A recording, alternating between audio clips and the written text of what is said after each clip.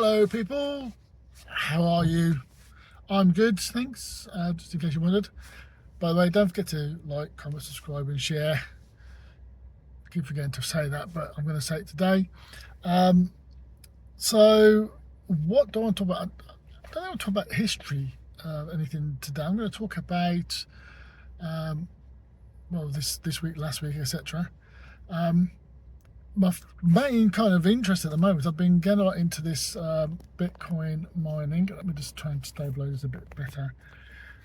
Bitcoin mining using my Bitaxe, NerdQaxe, and it's quite an interesting kind of little hobby. What I would say, I mean, I've had a couple of comments I think about how much you earn, and the answer is zero, because I'm doing the solo mining kind of gig where you either get everything or nothing. Although I've chosen to at the moment look at Bitcoin Cash purely because it's a lot lower difficulty than say Bitcoin, and of course it's a lot lower payout. If you win it, it's not the $300,000, it's more like $1,800. I did look at some other coins as well, which I may or may not try. I've tried some in the past, like Peercoin, etc. But I think that the Bitcoin Cash is that level of like anticipation, you know what I mean, where you're kind of excited that if you did a block, if it was something like a Digibyte, I think it is, which is worth about $2.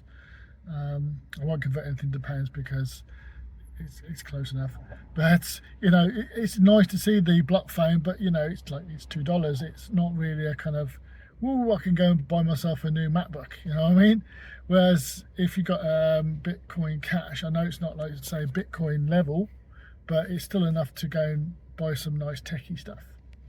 So that's kind of my reasoning behind the choice that I've made. It's less difficulty, still quite difficult.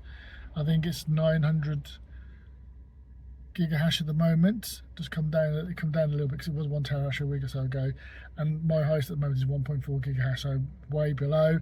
But you know, that's the kind of the fun and joy of it.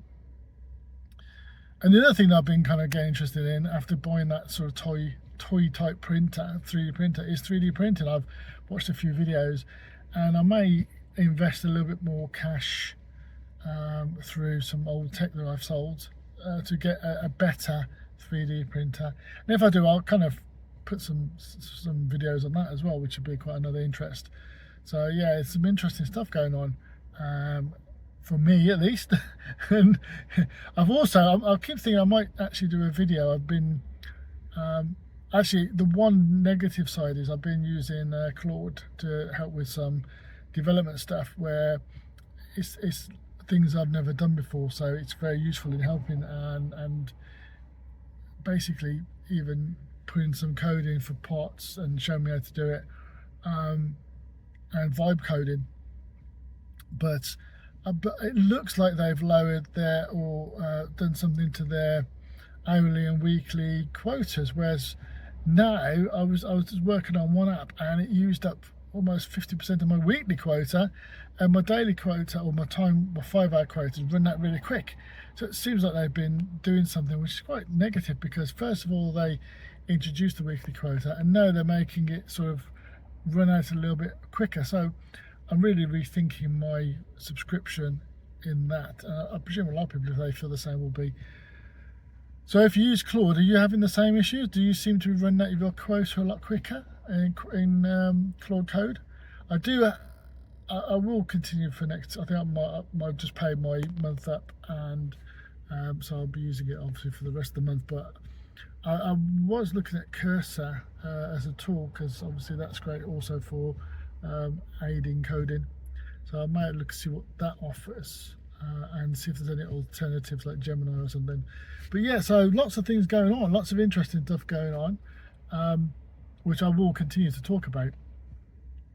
If you, it's actually reminded me, it's quite funny, because I was watching a video the other day, and on the Bitaxe stuff, I see lots of Bitaxe stuff. Obviously I've got 3 of them, and a lot of people, they kind of really look down on the AliExpress ones, which are literally half the price. You're paying them half the price of buying them from some of these big companies.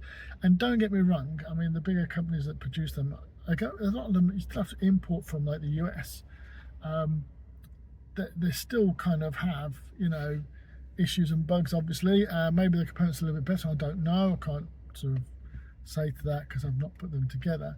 But you know, the one thing